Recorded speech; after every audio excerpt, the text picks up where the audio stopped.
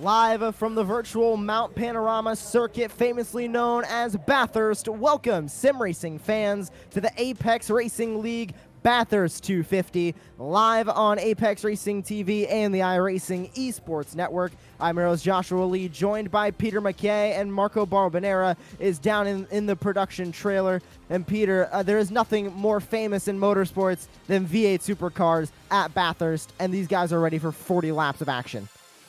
Oh, Josh, I'm so excited for this race. For me, it doesn't get an awful lot better than these wonderful, unique racing cars here at this extraordinary circuit. I remember watching the Bathurst 1000 as a small boy, and I've loved it ever since. And for these drivers to go racing in the virtual world today, I am just as excited. And looking at some of the lap times in qualifying, I think we're going to be in for a thriller.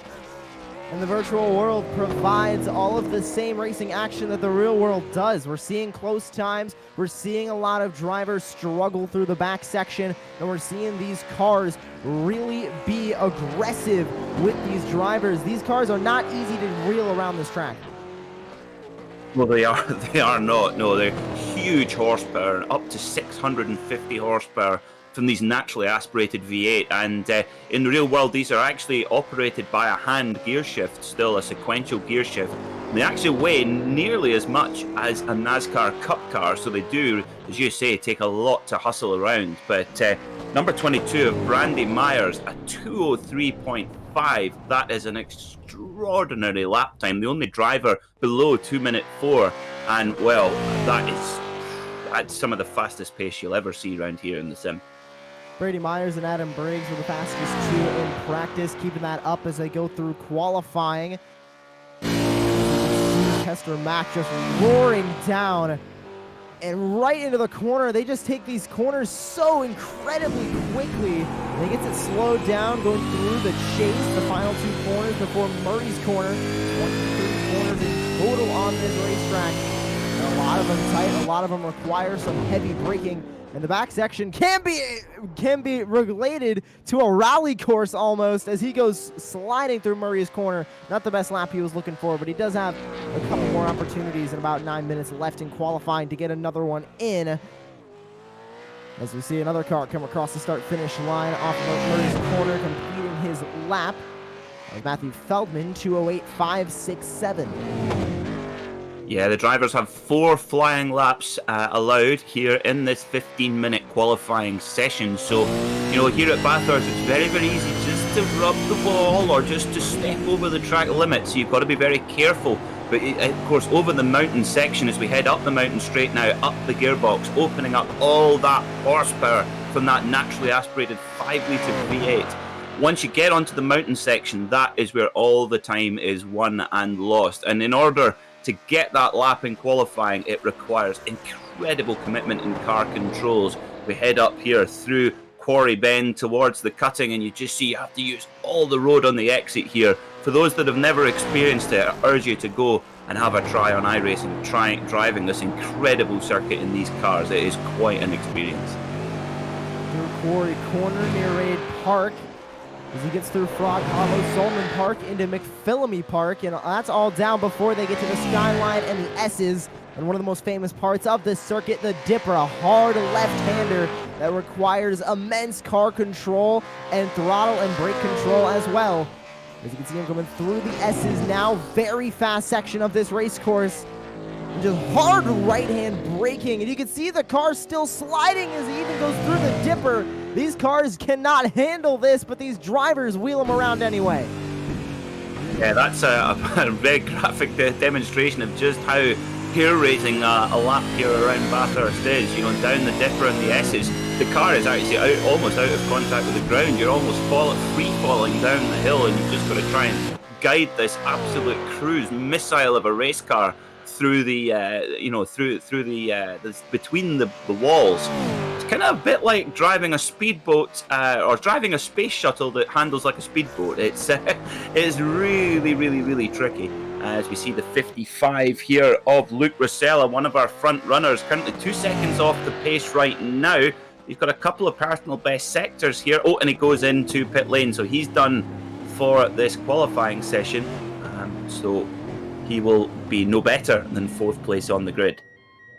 A good lap though from him, and a good practice on the back end of that circuit, the difficult part of this circuit on Mount Panorama.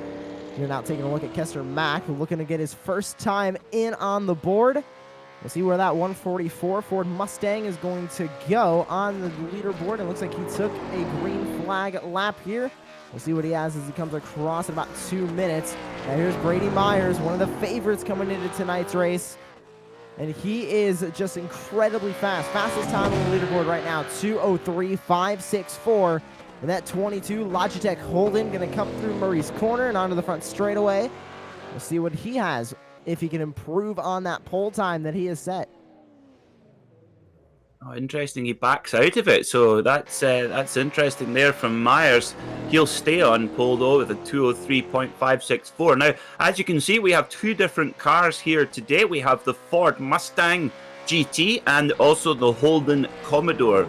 Now, these cars in iRacing are technically identical. They're dynamically identical, just a different body shape on them. In the real world, there's little differences between them, but the performance incredibly close. So really, here in iRacing, it's just whether you are a Ford person or are you a Holden person, and that, of course, is one of the most divisive rivalries anywhere in motorsport. It's when they come to the Bathurst 1000, it's big pride at stake to see who's going to take the win between Ford and GM. And I gotta say, as the only American here in the booth, I gotta root for my Fords. We built in America, sold to the world. And you're taking a look at Mal Paul right now in the 2, currently ranked 20th on the leaderboard with the 2:13. He wants a better lap time as he is screaming that Ford Mustang down the straightaway. That's coming down into the chase, the fastest part of the circuit. When you've come down the Conrod straight, braking from top gear, and then trying to get these cars slowed down. You've got so much weight to slow down, not an awful lot of aerodynamics, and steel brakes as well, no carbon brakes. So the getting this car slowed down is a real challenge, as we see. Let's get Mal Powell over the line. What can he do? 2:11.5, so a little bit off the pace for Mal. And the number 74 of Matt Knight has had a big off. Look at that. He's lost the whole front bodywork section of his Holden. So let's have a look and see what's happened to him. He's coming through the chase here. Just gets a little bit of a wiggle onto the curb, tries to gather it. Whack. It just shows you there, Josh, just the tiniest bit of a mistake, you will be severely punished around this Bathurst circuit. And there isn't a lot of space on this circuit as opposed to off-track surface, because you can see it even here on the straightaway. Walls surrounding the track, and that is pretty much the entire circuit. A lot of walls, not a lot of open grass to spin into. So that just goes to show how much car control it truly takes to wheel these cars around this track, not only fast, but without hitting anything. So we're riding on board here for a look around Bathurst. A little bit of understeer there in aboard this Holden. Really tricky there to get that corner right. Hell corner it's called, and aptly named. Up the gearbox we go then. You'll see the little red and blue levers there. That's actually in a real world V8 supercar for adjusting the brake bias on the move, and you'll see the drivers using that a lot. You'll see here, you can just hear the tyres screeching. Very high track temperature here at Bathurst, very hot, which makes it very slick and slidey for these Dunlop tyres. Up we go then into the cutting, trying to tuck it in without clipping the wall, fighting the oversteer on the outside as you open up 650 horsepower with no traction control. Through we go then, avoiding the wall. It's just threading it through here as we head through Solomon Park over to McPhillamy Park, a blind left-hander over the crest. Where's the apex? There it is, back on the power, heading down towards the skyline and the S's, and you just drop off the end of the world here, trying to thread this big monster through the cutting through the dipper, then down towards Forest Elbow, a very tricky left-hander, but the most important corner on the circuit here, because getting a good exit out of here, really important, onto the Conrod straight and then right back up the gearbox again. He heads down Conrod straight towards the chase, the final 4 corners of this circuit, the chase into Murray's corner to finish off this 2 minute, a little bit over 2 minute lap time. And Scott Newton just sends that car through that flat-out right-hander, hard on the brakes into this short left-right chicane that dumps you right onto this straightaway. Car unloads there. Make sure you get the traction under you as you head into Murray's Corner. One final left-hander, and you are home across the start-finish line, and this lap is going to be completed for Newton. We'll see where that lap time will sit. And it is a 2:06.637, so he's going to keep his original lap time of a 2:06.61. Interesting to see, Josh, that most of the drivers have put in their very best lap times in the very early stages of the qualifying session. So perhaps maybe the track temperature rising up and causing that grip to go. But let's see our grid then. Sim time is going up as well. 11:35 now sim time as qualifying ends. 2-1. The timer will complete as we will take a look at our starting grid for the Apex Racing League. Bathurst 250. 40 laps of action. One of the most historic tracks in the world with one of the most historic car track combos as well. And this grid is second to none. Brady Myers starts on the pole. That Logitech GE Sports car ready to lead the field to the green flag with Andrew Dyson to his outside. Then Adam Briggs, Luke Rosella, Mario Vartanayan rounds out your top 5. And then Keen Addard, Damian Stockton, Xander Antoneff, Simon Ferris, and Scott Newton rounds out your top 10. Lockie Brown will start on the 6th row of the grid alongside Justin Schweikert. On row 7 will be Jason Hook and Daniel Aish. 15th will be Matt Feldman. 16th, Phil McDougall, followed by Kester Mack, Grant Madiford. Diane Feldman will roll off from 19th place. 20th will be Mal Powell. 21st will be Steve Brown. And finally, in 22nd place on the grid, Matt Knight, as our drivers wait, ready for a standing start here at Bathurst. 20 drivers from the Australia club, only 2 from UK and Ireland. So it is a heavy field full of Aussies. And we know these Australians are super fast. These are their cars and their track. Certainly is, yes. It's renowned as very much an Antipodean speciality, the V8 Supercar Championship. Many drivers from Australia and across the Tasman to from New Zealand as well. Of course, Scott McLaughlin, the reigning Bathurst 1000 champion, and a very accomplished sim racer as well. We might well see him competing in the sim racing version of the Bathurst 1000, perhaps before taking on the real world version in a couple of weeks' time. A good, nice, even split there on the field. We've got Holden on pole position, and then 3 Fords, and then another Holden in 5th. Of course, Holden, the brand, no longer going to be with us after the end of next year as we wait for drivers to grid up. This is interesting. Very interesting. Top 3 don't hit the grid, but we are green flag racing at Bathurst. All the cars get underway, some scrapping down in the back as they head through turn number 1, Hell's Corner. The 77 of Mario Vartanayan will lead them through Hell's Corner and down the straightaway, the mountain straight for the first time. The 55 off track, multiple cars missing Hell Corner, but coming down mountain straight. Everybody looks good, some cars in the grass, but we got a side-by-side battle for the lead. Yeah, Mario Vartanainen up the inside in his Holden with the Ford of Cohenatard right behind as they head through Corrie Bend for the first time, heading up towards the cutting, very difficult braking zone here. You've got to just take it patiently. When these cars are on cold tyres, they have very, very, very little grip. And you just got to be so careful getting on the power here, heading up through the hill. But clean start for the leaders so far, but we had many drivers missing from the start of this race, all having to start from pit lane. I'm not sure what happened there, Josh. The scrap of 4 cars in the back and have a lot of time and a lot of moves to make as they make their way back up through the field. With his lead pack right now, Mario Vartanayan and Cohen Adder going at it for P1. The 77 still leading the way as they make their way through the S's into the Dipper for the first time this race. Maybe a little bit of contact on that right side as everybody gets through well. Some battles in the back, but majority of the field right now single file as they all just try and make it through this back section.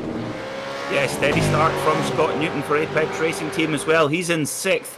But look at that, Brady Myers, number 22, he's in 18th place after qualifying on pole position starting from pit lane for whatever reason.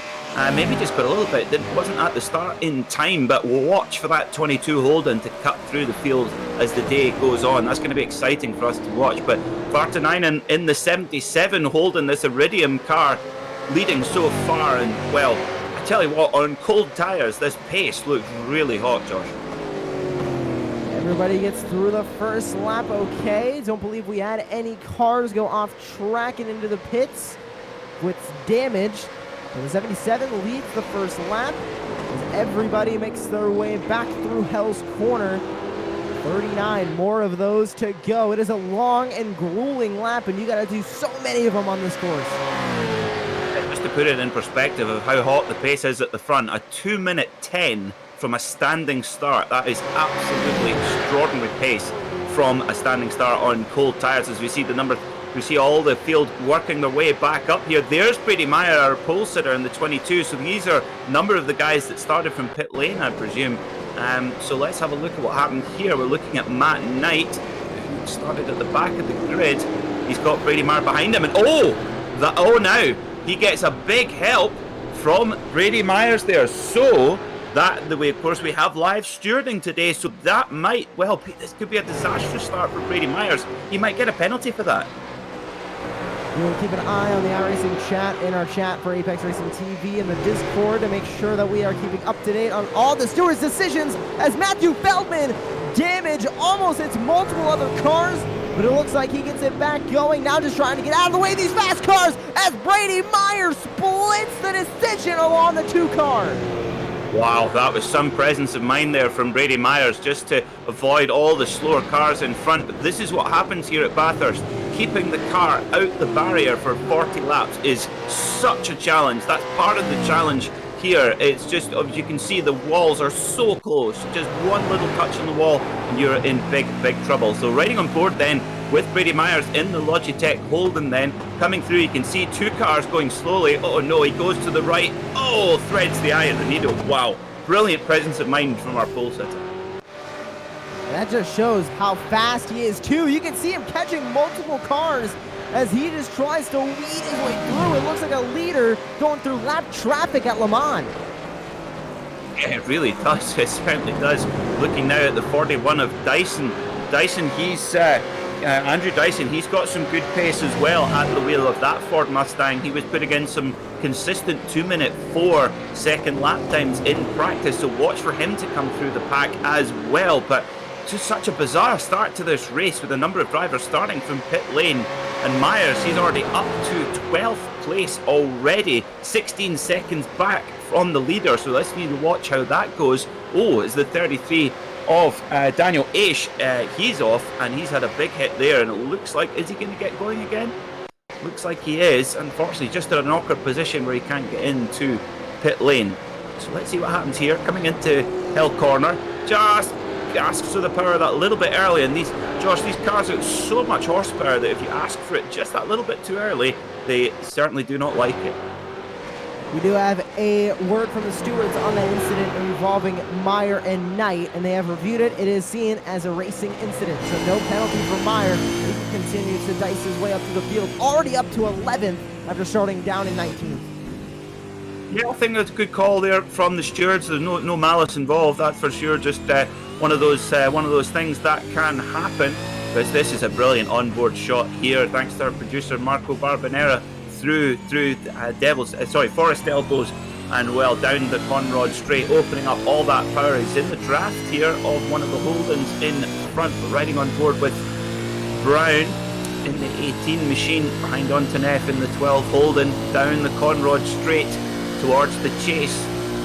Really, really scary this bit is here. You want to use all the road on the left and then cut back and then hard on the brakes as Antoneff goes defensive, and you can do that here at the chase and not lose too much time. And he got a lot of time made up on that straightaway. He is now on the back bumper of the 12. He's looking to make a move through Murray's, and he goes to the outside, but he's going to touch the grass, and around goes Lachie Brown. It did well there to keep that out the wall and actually get the car pointed back. So a little bit of a mistake, but no harm. It's good if you can avoid damage to the car at all costs. That's the secret here at Bathurst. If you can get to the end of the race with your car with no damage, you will be there at the end. As you see, wow, Brady Myers puts in the fastest lap of the race from 11th place, 2 minute 5.385. That is very, very quick in race trim. All the cars around him lapping 2 to 3, sometimes 4 seconds slower. Unbelievable stuff. Now, look at this on the right-hand side of our screen. We have the track temperature on the bottom right, 42 degrees centigrade for the track temperature. That's very, very high, and that'll make the surface very, very greasy and slick, which, well, that's one thing these cars don't need. They don't have a lot of grip to start with, but with a high track temperature, they really slither and skid around. For all the North Americans here, that is 107.6 degrees Fahrenheit. Just had to Google that, but you're looking at the 144 of Kessler Mack, and he just got passed by Brady Myers as he continues to weed his way up through the field. Now in 11th is Kester, as another move made by Myers on Jason Hook to grab up 9th. So he is just dicing his way through cars right now. It looks like he is just having a field day right now, passing slower cars. It looks like he might have an extra couple horsepower. Yeah, he's incredibly quick, is Brady Myers. But if you look at the time to the leader, that's what he's got to worry about. He is not making any time up to the leader, Vartanainen. And that is the critical point, is that he needs to be cutting that time down. At the moment, it's hovering around 16 seconds. But on the other hand, the fact that he's able to maintain the pace of the leaders whilst cutting through the field shows you how much pace he's got underneath that Holden. We really can judge his speed once he gets into clean air. In any motorsport, we know when you're running behind a car, you're not in the slipstream, you're in the dirty air, and all it is doing is upsetting your car and making it almost impossible to drive.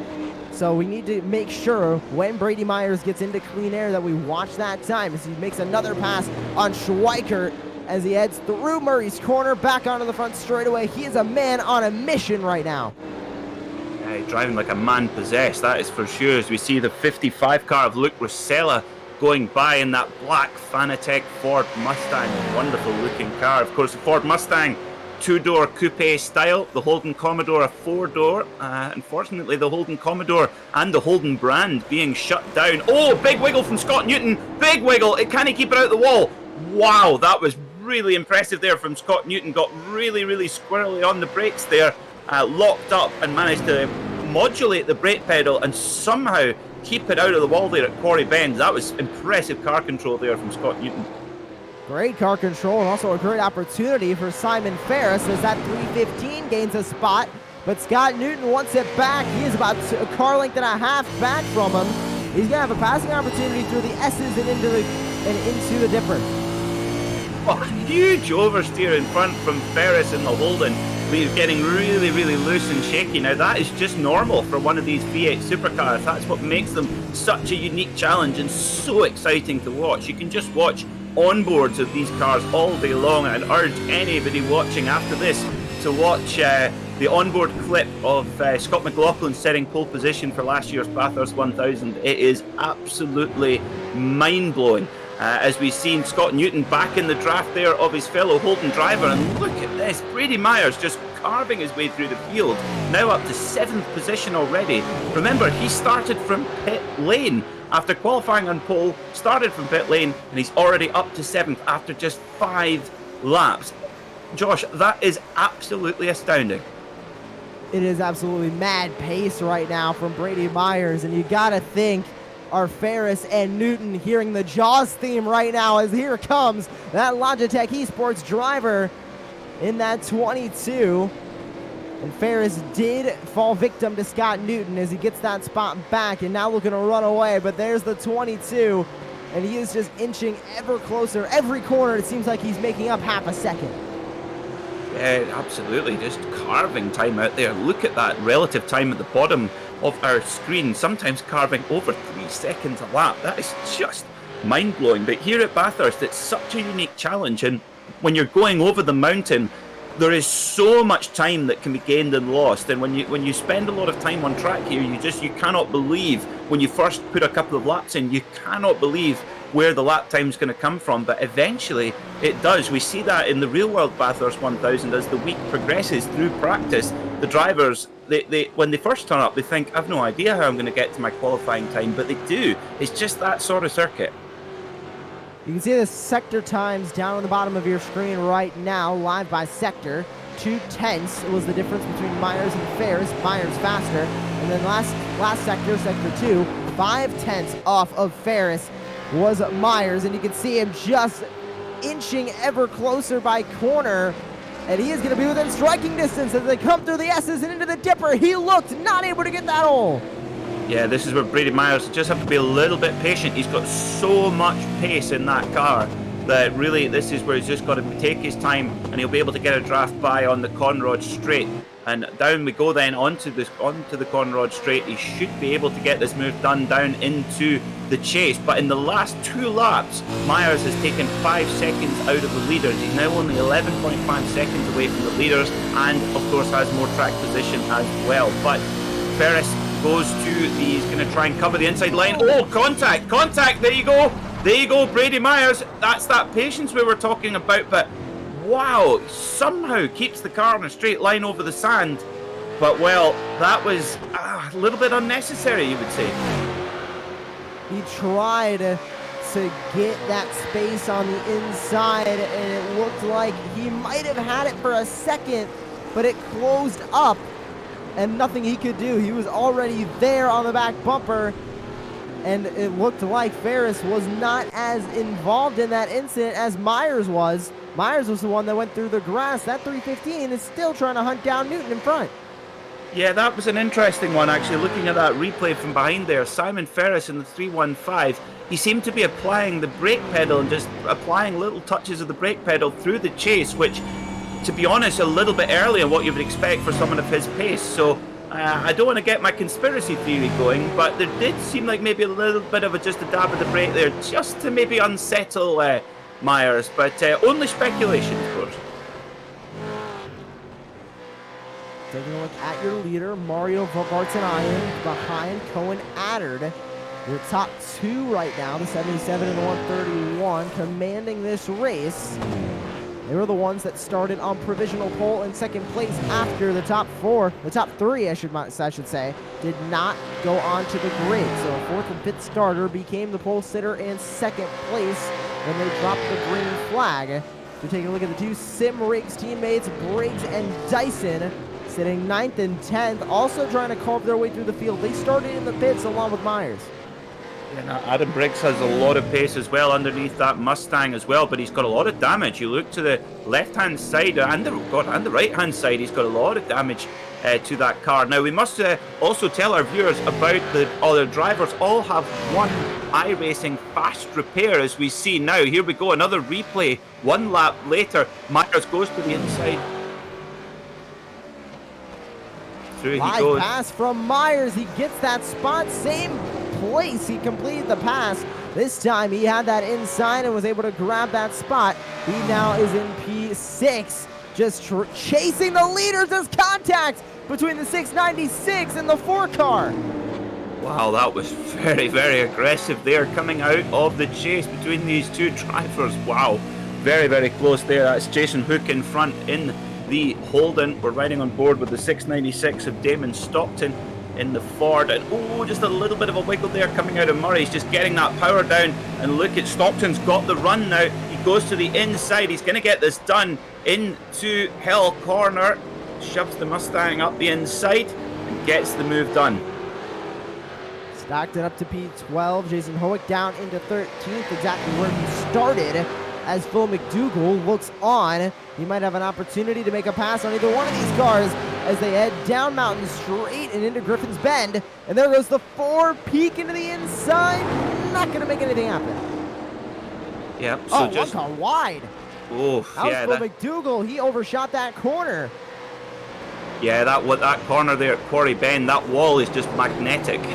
It just gathers up race cars in there. It's just so easy to run wide, as we see, whoa, the 83 swirling around, getting onto the power there as the 83 car of, now who is that? That is McDougall, sorry, my apologies. well, just really struggling to get the power down in that Mustang. But while we've got a little brief moment in the action, our drivers do have the option of one iRacing fast repair, so they can come into pit lane and basically take an instant fix. But we are expecting the drivers to only need one pit stop, so those with just minor damage will probably want to wait until they take their trip into pit lane anyway to take fuel and tyres and then get the repair done at that time. As we see Brady Myers going alongside Scott Newton. Scott Newton just basically moves across and just lets him go. That's the wise thing to do when someone's just so much quicker than the rest of the field. Myers creeps into the top 5, 11 seconds now back from the leader. The stewards did say before they dropped the green flag there will be a random safety car between laps 5 and 32. And they are within that window right now. And we can assume these cars can make it around 23, 24 laps on fuel. So if that caution or that safety car comes out with around 23, 24 laps to go, expect these drivers to take that pit stop, that fast repair, those tires, that fuel during that safety car so they don't lose too much track position on pit road. Yep, absolutely. Yeah, that'll be the time to do it. And of course, when the pace car comes out, it's a long lap around here at Bathurst at Mount Panorama. So yeah, plenty of time to get that pit stop done. So we'll see how that happens. But if it comes out early, as we see 41 of Dyson up the inside at Quarry Bend, good move there in the Ford Mustang. The 41 machine, he's making good moves up the field in that car. But yes, if the pace car comes out too early, of course, then the drivers will have to just sit and wait and then take their pit stop later on. So it's going to be fascinating to see when that competition caution happens. Look at the leader, Mario Vartanian, in that 77, almost drifting through the dipper now. As he works lap number 9. And there's the comparison between him and Myers. And you can see how much faster Myers is in that one lap where he made the mistake, lap 4, 1 second behind. But ever since then, he has been gaining time on the leader, and Myers sits 9.4 seconds back from the leader. But Mario Vartanian is doing a great job at holding his own pace, using that clean air to his advantage, and running smooth laps to keep his lead. Absolutely, yeah. This is a really, really impressive drive from Vartanian, and like you say here, just running that consistent pace. You look at that, 206, 207. Okay, there's a 210 there as well, but another 207, then another 207. So his pace is really consistent, and of course, you never know, he might even think, well, perhaps I want to try and make the tyres last the whole race. That would be very difficult to do because these cars do wear their tyres out quite heavily because of the weight and the horsepower, and of course the high track temperature that we have. But you never know what Vartanian might have up his sleeve. And he continues to do a great job leading the way. He doesn't need to be that fast. He just needs to not make any mistakes. And he is racing so smoothly right now as we have a battle for third between the 55 and the 12 on the outside. Rosella trying to make the move happen, but Xander Antonoff on the inside gets that spot back, so the 55 gonna have to make a move going through the second and third sectors. Yeah, Rosella really charging hard in this black Ford Mustang. He had some really good pace in practice, did a lot of laps in practice as well, probably the hardest working driver in practice. 9 laps in the 2-minute 5 bracket, so he has a lot of pace under that race car when you consider that the leader is running 207s right now. So he has really strong, probably podium pace at the wheel of that Mustang right now. But he does need to get by these cars as Rosella continues to work on the 12. And you can see peeking behind, guess who it is? Brady Myers in the 22. Watching all this happen as Rosella gets loose, loses the back end through that corner. And here comes the 22, now a 3-car fight. Yeah, this is where it's going to get very spicy indeed, because although Myers has the pace of the field, Rosella is quick as well. But Antoniev no slouch either. Down Conrod we go. We're right on board with the Holden of Brady Myers, our standout driver of the day, the pole sitter with a 2-minute 3.5. Oh, Myers goes to the inside. He sends it up the inside of Rosella. Rosella gives him the room, very wise indeed, but that's pushed Rosella back a little, and oh, Antoniev Wow, how on earth did he keep that one out the barrier? He got the save, and he's going to have the dominant line through Murray's corner. Going to keep that spot from the 22, but he's going to make the crossover happen to the inside. And here comes the 55. He looked 3 wide, decided against it. 2 wide into L's corner, and Myers is going to take over that 3rd spot. The 22 is in podium range. Drag race up the mountain straight, and Rosella goes by, just gets that better exit out of Hill Corner and jumps past both of them. What a move from Rosella in the Ford Mustang. And look at this is an excellent battle. Now Brady Myers, he was not expecting this as Antoniev sticks his nose up the inside, and whoa, big oversteer moment from Myers. Wow. Jeez, and this is what's going to happen for Myers. Although he's got a lot of pace, the further up the field he goes, the more fierce the battle is going to be. These guys, they are not going to move over for Brady Myers. Make no mistake about that. And look at Rosella in the Mustang. He's now absolutely deploying that pace, knowing that if he can put in some qualifying laps now, he can try to escape. This is awesome to see from these drivers and from Brady Myers working his way from the back to the front. But we also have to think, how worn are those tires now on that 22, as he has had to do a lot of racing throughout this first part of this race. We're only on lap 11 of 40. They're only going to have 1 pit stop. You need to take care of those tires. Yeah, absolutely, but he's kind of left with no choice starting from pit lane. I mean, amazing that we're, what are we, 22 minutes into this race and already up fighting for the podium, having started from pit lane. That is just extraordinary, but I think he's going to have a really stern battle on his hands here with Luke Rosella in the Ford Mustang. And this is what we love, V8 supercar racing. Ford versus Holden. Probably the most divisive rivalry anywhere in the world in motor racing. You're either a Ford person or you're a Holden person. Let us know in the YouTube comments where you stand.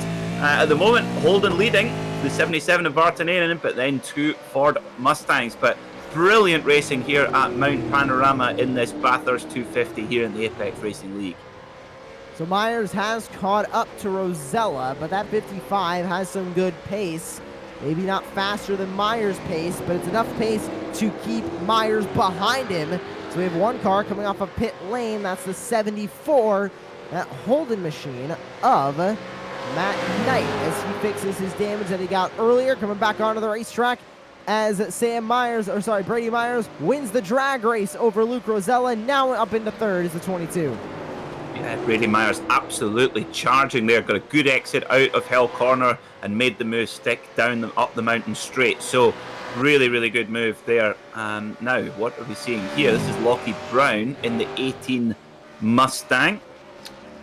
Coming down the brakes into the chase, and just gets a little bit loose there on the braking, just overshot. Now he's coming back onto the track here. Be careful.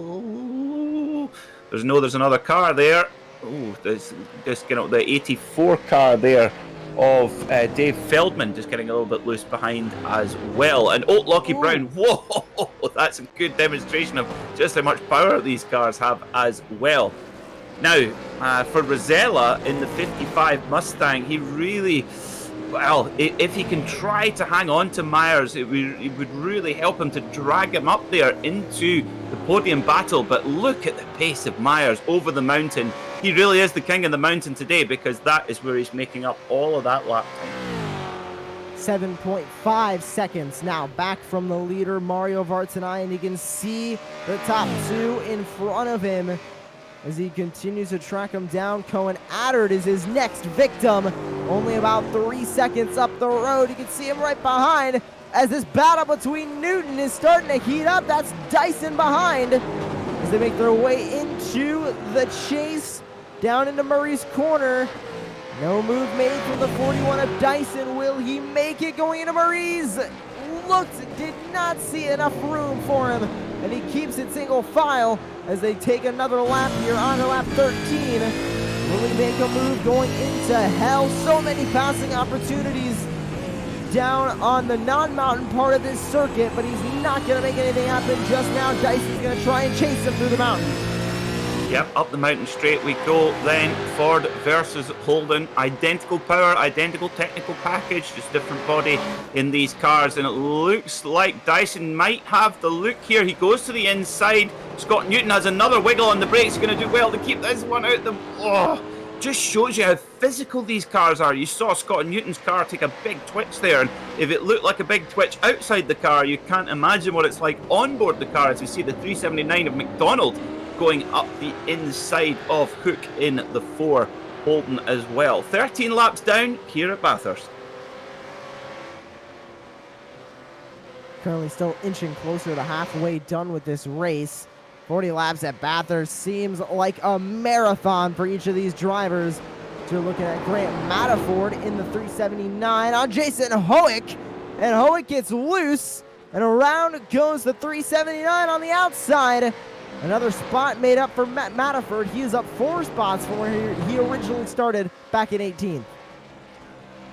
Yeah, and I tell you what, Brady Myers is absolutely carving time out of Attard in the 131 Ford, really moving up the pack very, very swiftly indeed. And you look at this, just how physical it is coming down through the dipper and the S's. Now look at this, we're looking at Dyson in the 41 machine. He's on a charge in his Ford Mustang. Down towards the chase they go, passes the number 12 of Xavier Antioneff, and Dyson makes the move stick. Very, very clean, very, very tidy, very, very impressive. And speaking of impressive, Brady Myers, do not forget, he started from pit lane and he is right on the back of the 131 of Attard. And if he can get this move done, looks like he's maybe going to take, yeah, he's just going to try and get the good move out of Hell Corner here and then make the move stick over the mountain straight. But there you can see Vartanainen, the leader, he's now in sight of Brady Myers. Game on. There goes Myers, the peak to the inside, going into Griffin's Bend. Turn 2, here they go, the hard braking zone. Hard right-hander, and Myers gets it, P2. He is now going to chase down the leader in the 77. He has gone from pit lane to second place in this race, all in 14 laps. What a drive! Is one of the best drives I've seen in any sim race this season, or this year actually I should say. Unbelievable performance so far from Brady Myers in the 22 Holden. To make, I mean, like you said, Josh, here over the mountain section, there's virtually no overtaking opportunities. You've got to get all your overtaking moves done on the bottom section of the circuit. But Brady Myers has just carved through the field, a very competitive field of cars. And well, I'd run out of superlatives already to describe how impressive this drive has been. As the 83 of McDougall goes a little bit wide there. So we're looking at Scott Newton on this replay. What has happened to the number 13 of Scott Newton of Apex Racing Team? Hard on the brakes into Murray's, and just gets a little bit late on the brakes and into the barrier. Scott. He was able to dig it out of that sand, though, and right back onto the racetrack. Doesn't look like too much damage on that Apex Racing Team Holden car. There's a battle beginning to heat up between Rosella and Attard. This is the battle for P3. The battle for a spot on that podium, the 131, with overall faster pace throughout the beginning part of this race, but Rosella has gotten faster as the run has gone on, and he is going to look for that third spot. Made a peek to the inside. Not enough speed, not close enough just yet. About a car length difference. He gets a good drive coming off of Hell's Corner. He will have a good drive through the mountain straight. And this is where that horsepower comes in. 2 Fords screaming down the straightaway. Yeah, big Detroit horsepower here coming up the hill towards Quarry Bend. But Attard able to defend. Rosella just got a little bit of oversteer coming out of Hell Corner. Very, very difficult bend at the first corner here at Bathurst, as we see, this battle still going on between the 72 car of Adam Briggs, who put in some fast pace in qualifying, in practice, and the 72 car, the 12 car of Xavier Antoneff. Holden versus Ford here. He flashes the lights. Not happy with that move, obviously. He's going to have another chance at it. They make their way through the beginning part of the mountain section. Very soon they'll be in the S's as they make their way through Skyline into the S's. Fast part of this racetrack. There's the 72 just of Adam Briggs, just looking behind, waiting for his opportunity to pounce. There he goes through the S's. Had a chance to get on his back bumper, decided against it. There you go through the dipper, just maintaining that space. Not exactly passing him, but not letting him get too far away. So when he has an opportunity, he's going to try and take it, as they'll get dumped through Forrest. Elbow down the Conrad straight. As down the Conrad straight as well goes the 55 to the inside of the 131 through the hard right-hander. Great move there from Rosella at the chase. Really well set up down the Conrad straight, and here comes another move down the Conrad straight from the 72. Big contact, big contact. That is an extraordinary piece of car control there from Antonev. Well, I hope we can get a replay of that, because that was extraordinary to gather up that big hold in there. Coming through the chase, that's the fastest point in the whole circuit there on the brakes. So let's get a look at this then. So Antonev on the left hand side there in the 12, he's on the inside line, so it gets set up there coming out of Forrest's elbow. So 12 of Antonev in front, the 72 Adam Briggs behind in the Mustang. Briggs has got a little bit of a run there in the Mustang. He's going to have a look to the inside here. He does, and they go side by side through the chase. That doesn't fit, and then Antonev actually gets a bit in the grass and gets a little bit loose into the side of Briggs, and just about hangs on to it, but that could have been a huge accident. How on earth did he hold on to that car as he basically used the 72 as a brake, and around goes the 72, drifting through Hell's Corner, didn't go fully around, was able to keep that car under him. But in the grass for a second, that 12 car of Xander Antonev is going to take that spot, as we're right back up to the battle between Rosella and now Adder behind, as Rosella goes right into the wall, and there goes Adder right on by for P3. Yeah, just got a bit of a mistake there from Rosella coming into the cutting. It's a very tricky corner to double left-hander. You're trying to slow the car down whilst turning in, and that car will really not like that, and you get very, very easy to lock up on the brakes. But Rosella has got onto the back of Vittard very, very quickly again. So he's clearly still got the brilliant pace in that car. So whatever damage he has, it's pretty light after that little brush with the wall. But back at the front, Brady Myers has got that gap down to less than a second to Vartanainen. I mean, I just cannot believe this. After lap 16, 34 minutes into this race, Brady Myers, having started from pit lane, is already beside Vartanainen. And look at the right-hand side of Vartanainen's holding. He's had a little brush with the wall somewhere. Well, here we go. The battle we've been waiting for. The driver who started on the pole after 4 cars started in the pits. Drag race down the mountain straight. The inside, the 22 of Brady Myers. Outside, Mario Vartanainen in the 77. And there goes Myers from pit lane to the lead on lap 17. Wow. Unbelievable stuff. I don't know how to say it. Look at this, Rosella looking to the outside. This is a very risky maneuver here from Rosella in the 55 Mustang around Attard, but now he has the inside line, but Attard closes the door, heading through to the cutting, and look, the 41 of Dyson has come to join this battle. So brilliant battle here between the Mustangs in the midfield, the mid part of the top 10. This is the battle for 3rd, 4th and 5th. So one of these guys battling to get that last spot on the podium right now. I mean, just that camera angle is one of my favorite. You can really see the speed these drivers are carrying through these sections. I mean, it just looks like they're just flying right through the forest like a rally car. Yeah, the finesse required and the skill required to get the optimum lap time out of these cars is extraordinary. There have been some very high-profile drivers who have come over to race in this particular series and have gone home with their tail between their legs, because the local drivers, the Antipodean drivers from Australia and New Zealand, well, they just have this skill locked down. This is one of the biggest sports in Australia and New Zealand as well, right up there. It's kind of like as big as NASCAR is in the US.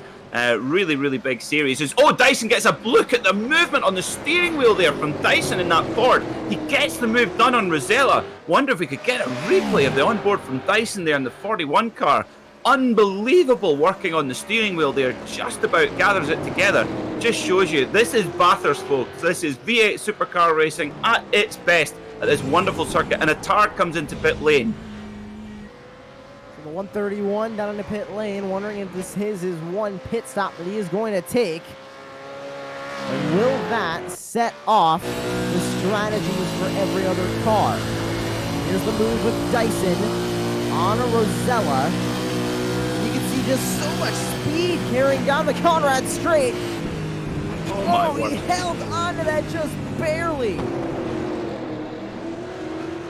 That's got to be move of the day for me. That is absolutely extraordinary to get the car slowed down and stop it from spinning. I mean, wow. You know, one thing I always say, Josh, the great thing what I love about sim racing and commentating on sim racing and watching it is the great thing is that after the race you can switch on your iRacing, get in this car and on this circuit and have a go. And you can see just how impressive these drivers are. Look at their lap times, look at your lap times, and just these are really, really tricky cars to handle. And Dyson, well, that was an awesome piece of car control there. If you think this is just a game, it is not. This is proper serious sim racing. So Dyson in the 41 continues to work through the mountain section after getting past Rosella on that last lap. He sits in third. One of the cars that started in pit road with Brady Myers. As did the 77 get turned around there. He's working his way back up through the gears. Let's see what happened. For Mario Vartanayan led so much of this race before Brady Myers came up, took that lead, and coming through for his elbow. Just trying to get a little too much power down too early. Like you said earlier, Peter, these cars have so much power, and they're basically just gigantic bricks of metal with overpowered engines inside. Yeah, absolutely. It's like you say, trying to drive a speedboat with a space shuttle engine. It's really, really tricky. But Brady Myers has mastered this already, 7.8 seconds ahead. Look at that pace, 206.3, 205.9, 206.6. 206.2 and 205.9. That is extraordinary pace, but when you consider that he was doing a 203.5 in qualifying, just shows you just how impressive that is. Now, a number of the drivers now, like you said, absolutely spot on, Josh, that is triggered. A Tard's pit stop has triggered the rest of the drivers to come in. So, what this means is that all of the drivers come in and have their pit stops now.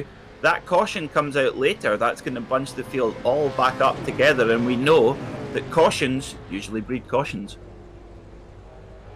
So Adam Briggs, Luke Rosella, and Xander Antonijev all come down pit road for their pit stops. 4 tires, fuel, and some damage repair for each of those drivers before they head back out onto the racetrack. Like you said, Peter, when that safety car comes out, it's going to do nothing but bunch up these cars. And I think we will see some drivers try and stretch their strategies out to where they can pit during that safety car and don't need to pit so early, as there goes Rosella right out, and Kester Mack comes into pit road joining these cars.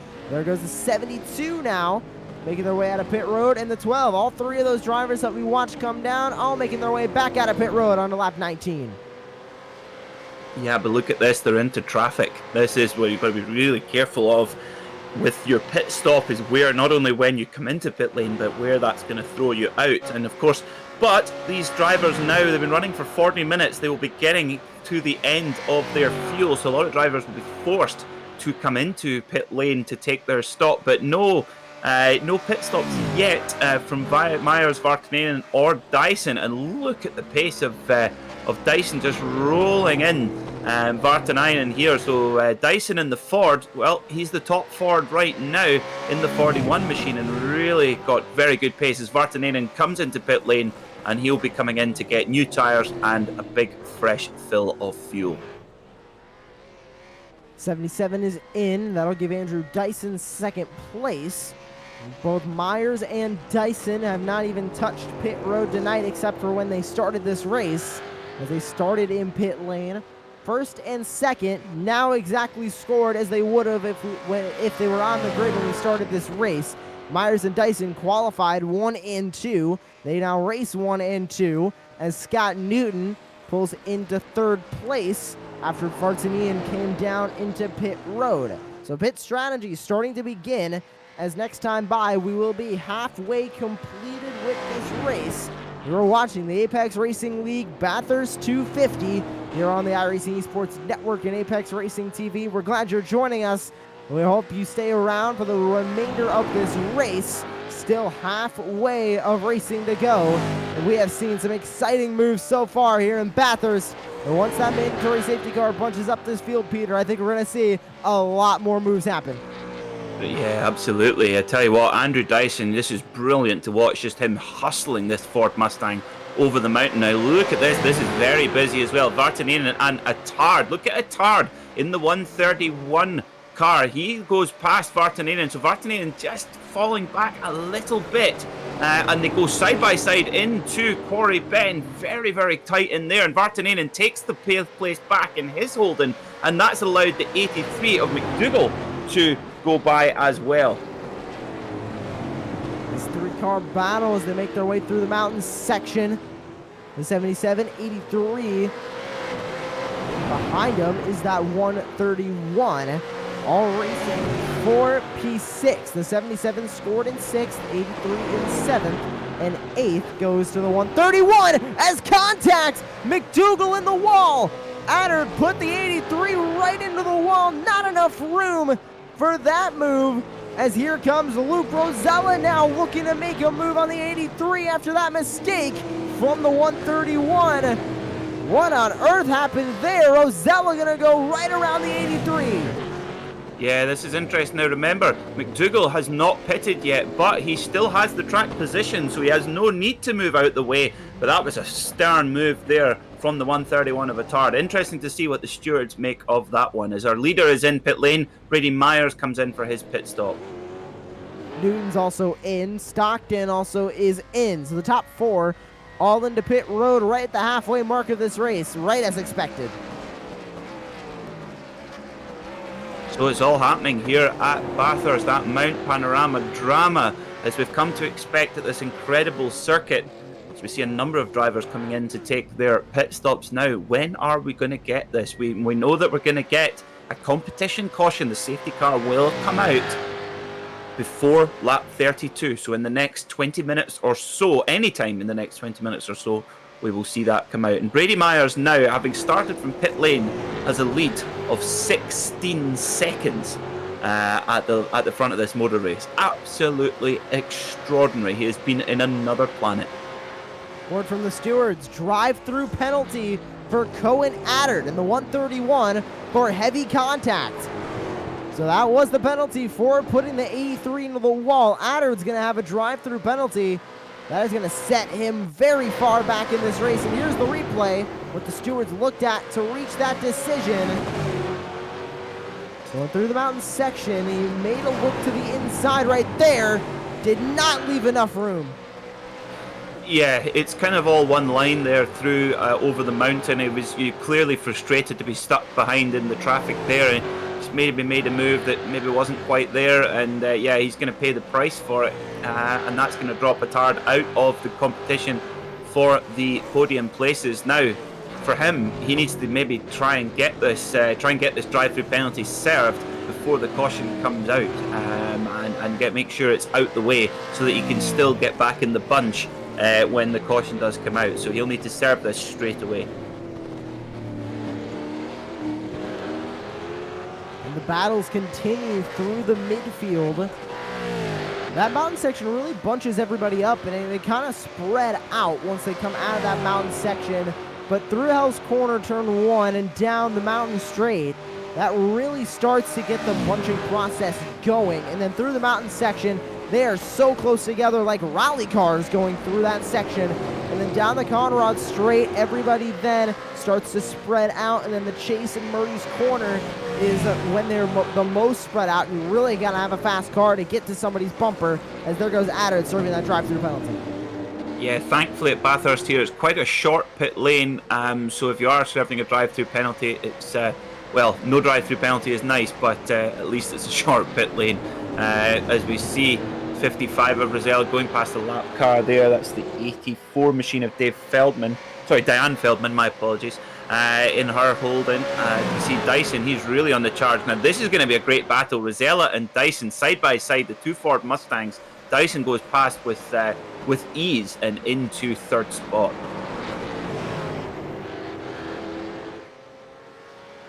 Dyson is one of those cars that we have seen and we have followed throughout today's broadcast, but he is just so fast, and the raw pace of him, Myers, Briggs, you can even include Rosella in that, Mario Vartanayan, all just so fast, and they have that raw pace that you really need to get a good position and a good finish in this race. And I think it's all going to come down to when the safety car comes out, how they are able to battle once everyone gets bunched up again, and if they can make the right moves to get that car onto the podium, because there is a solid 6 or 7 cars all with podium pace.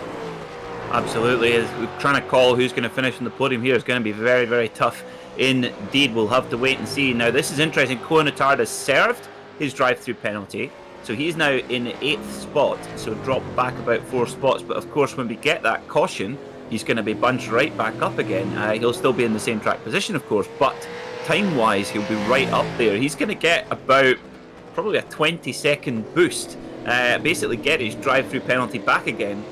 So it's actually, timing-wise for Cohenatard, actually not too bad. So he's kind of got away with that little mistake there. As we see, Brady Myers puts in his fastest lap of the race so far, 2:05.0. That is really, really quick in race trim. Now, yeah, the 41 of Dyson, he's really impressed me. I was watching him in practice. Didn't do too many laps in practice, but every lap that he did, when he did go out, he was straight into the 2-minute and 4-second bracket. So he has a lot of pace as he puts in his fastest lap of the race, 2:05.4. So not far off the pace of Myers.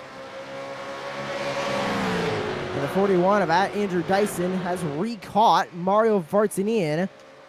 And right on by, down the mountain straight. He got a great run going down the hill and used that momentum to his advantage. Andrew Dyson now back up into second.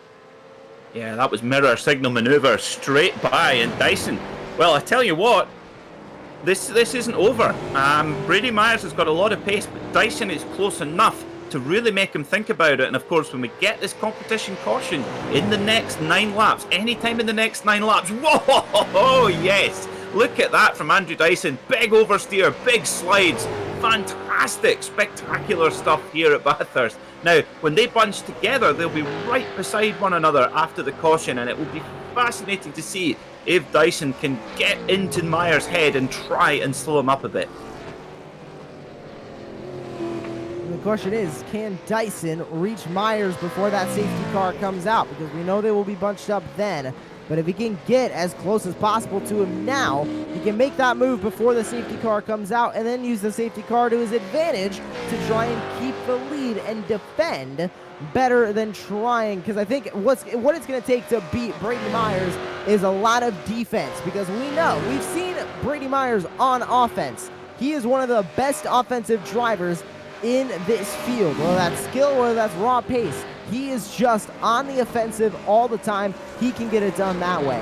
And I think defending against Brady Myers is going to be easier than letting him just get you on offense. Well, he's got 20.6 seconds to make up if he wants to do that, which is going to be hard. Myers putting in a 2-minute 4.9, fastest lap of the race so far. First one below the 2-minute 5 bracket, so Myers really starting to get it in a groove now, but he is going to lose that whole 20-second advantage that he has built. Don't forget, starting from pit lane, viewers, unbelievable stuff. But Dyson, who's 20 seconds back, that gap is going to be eroded completely when we get this competition caution. Back down the mountain straight, the 55 of Luke Rosella with a nice run.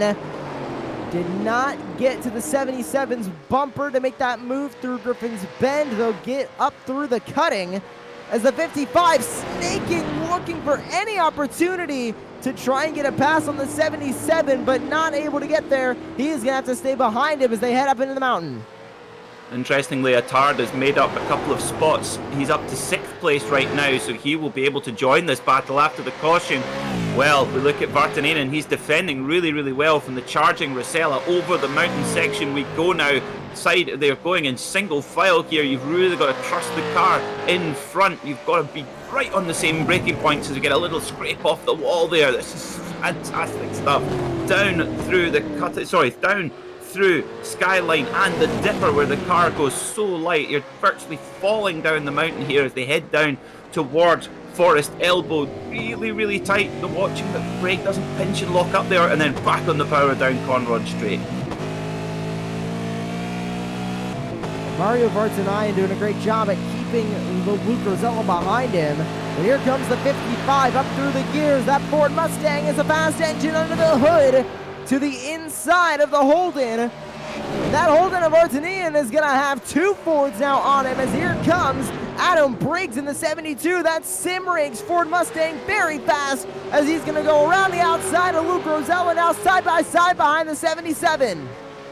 Tell you what, who needs Formula 1? This is fantastic racing as the 72. Briggs goes up the inside. Can he make it stick? He can! Gets it turned really, really tight. And of course, remember, these guys, they go 3 wide down the pit straight. I do not believe it. Coming into Hell Corner, Rosella looks to tuck back and get the cutback. Vartanainen runs a little bit wide, and who is going to get the run here? Now, of course, open setup here, so some of these drivers will have the car more trimmed out than others, but look at Rosella trying to get in the draft, and here he goes then. He's now got the run. Oh, but there's nowhere to go. Unfortunately, did not have enough room. Contact the 77, a small tap to the 72, and into the wall goes Adam Briggs. Oh, that was so close there. Vartanainen thought he'd given him enough room, but just the lightest of taps into that corner. It's off camber, so it's so easy to get into the wall there, and that just splits them up a little bit. And now Rosella right on the back bumper of Vartanainen as they come over the mountain. There's no overtaking opportunities here, but you want to try and really hustle and hassle the car in front into a mistake. I think Vartanainen is... Sorry, Josh, my apologies. I think Vartanainen is actually quicker over the mountain. I think he's running more downforce on that car because he's not got the straight line speed that Rosella does. I think Vartanainen's maybe just got a little bit more wing on that car. What do you reckon? I think he does. He is so fast down that straightaway, and Rosella now falling back as Briggs now sits behind this 2-car battle. We do have a review of that incident between Vartanainen and Briggs, and it was found a net code incident, no penalty involving either car. As there goes Vartanainen back through the Conrad Straight into the chase. Gonna keep Rosella behind him as it looks like Rosella's connection starting to lose a little bit as here comes Briggs now looking for the spot. Yep. Of course, like sometimes as we see, Rosella looks up the inside and he taps Vartanainen. Oh, that is... Oh, dear, dear, dear. Just a light tap. And look at this. Look at this. Rosella pulling over to let Vartanainen by. Fantastic sportsmanship there from Rosella. Knew he'd made a little bit of an error on the brakes. No malice involved. A little bit of a tap and lets him by. Brilliant stuff. That's what we like to see. Great racer there. And the drive-through penalty for the 55 for that contact. He's going to have that drive-through penalty. Must serve it on this lap. Just getting a little overzealous going through Murray's corner. Wasn't hard enough on the brakes. He gave that spot back, and he's still going to have that drive-through penalty to serve on this lap. As we work lap 26 now, and Briggs now up into third. Myers, Dyson, and Briggs qualified 1, 2, 3, and they're now scored there after 26 laps of racing. Yeah, so Rosella obviously thinking that letting Vartanainen by would be enough, but the stewards think otherwise, so he will go for a drive-through penalty. We know we're going to get a competition caution in the next 6 laps. So, Rosella will need to get to pit lane and get that served quickly so he can get back out on the track before the caution comes out. Correction, Peter, our steward Dane Baird, just let us know that the penalty was reversed because he did give back that position. Oh, good. So a Excellent. quick call from the stewards there, reversed it after looking at that replay, giving the spot back. So Rosella is going to continue to race from position number 5, try and make up those put positions right back as he can. Excellent stuff. Thank you to Dane Baird of Kairos Competition fame, and doing a great job in the stewarding booth here. Look at this battle. Scott Newton on Damon Stockton in that 696, another one of the Simrigs Ford Mustangs. Newton has had one of the fast cars all day, and there goes the caution. There's the safety car. Lap 27, it comes out. Brady Myers leads. Dyson second, Briggs third. So that top 3 as we go into the safety car with 14 laps to go. Well, well, well. So look at this. 22 seconds of an advantage from Myers to Dyson, gone. And also 10 seconds of an advantage from Dyson to Briggs, gone.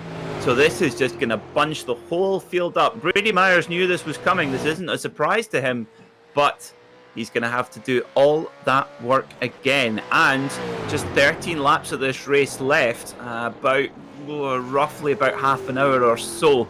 So it's going to be a very, very fierce battle to the finish here. Ho, ho, ho. I'm excited, Josh. This is going to be an insane restart. Single file, no overtaking. The rules from the stewards given for this safety car. As everybody just tries and catches the line. And Myers just trying to conserve tires. And make sure he can get to this safety car queue. And just what? He had such an insane lead, a 20-second lead over second place. And just like that, one click of a button from the stewards, that is now all gone. He is going to have to defend from multiple cars behind him on this restart if he wants to get this win. Yeah, well, he's certainly got the pace to do it, but here at Bathurst, it's, of course, the Australian former Motor Grand Prix rider and former World Superbike champion Troy Bayliss, he always just said, you always just have to, whenever you're overtaken, you just snap back. And that's what Dyson can do. If he can get that move in early, just try and pinch Myers' pocket, that could change the complexion of the race. But Myers is so far ahead. There he is. Now, there's the Porsche 911 safety car. Come out to gather the field up. And there is Dyson in the 41 Ford. So we've got a Ford versus Holden battle at the top. Of course, that battle is raged on here in the Bathurst 1000 in the real world. Of course, 30. Holden still the most successful manufacturer in Bathurst history with 33 wins, Ford with just 22. And would you believe it that Morris Mini have a victory at the Bathurst 1000?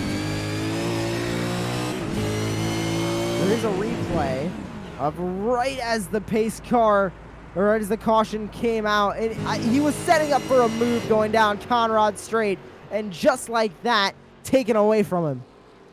Yep, he'll have to do it all again. Will Scott Newton, unfortunately, in that 13 Holden. So the field's starting to get gathered up now as well, behind the Porsche 911 pace car. Of course, but the real world Bathurst 1000 happening in a couple of weeks' time, where the drivers compete for the Peter Brock Trophy. Of course, Peter Brock, the most successful driver ever in Bathurst 1000 history. 9 victories in this incredible motor race. Now, of course, we've got the iRacing Bathurst 1000 next weekend, 4 times the race distance of this race here, and well, what an extraordinary challenge that will be for the drivers involved. So the entire field gets single file behind the iRacing.com pace car. We're a little over halfway in this race. When we go back to racing, we'll be near 10 laps to go. And Peter, the racing we have seen so far, second to none right now on the sim. Just an incredibly exciting race we've seen. And we still have 10 laps left to go. Yeah, it's going to be, and 10 laps around here is long as well, about 25 minutes or so. So that's going to be very, very tricky indeed for our drivers, just to keep the car out the barrier. And look at the track temperature on the right-hand side of your screen from our SDK graphic, 47 degrees centigrade.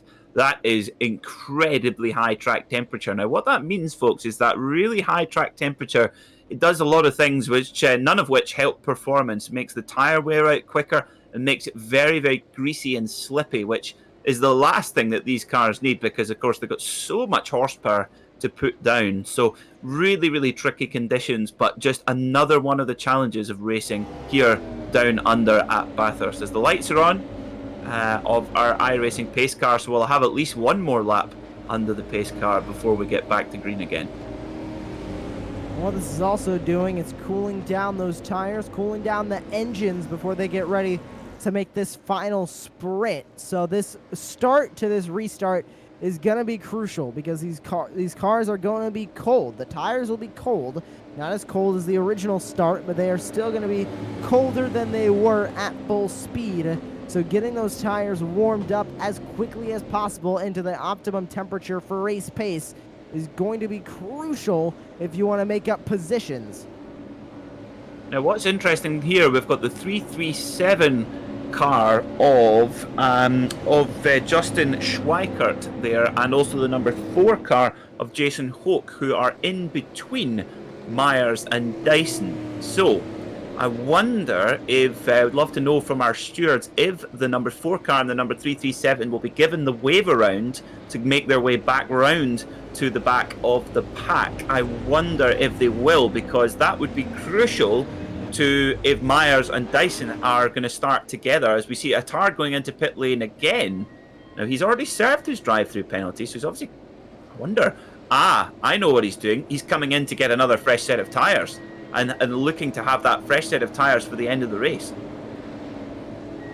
I'm wondering how much that'll help him, because he has had good pace all day. Not exactly Brady Myers' pace, but still good pace.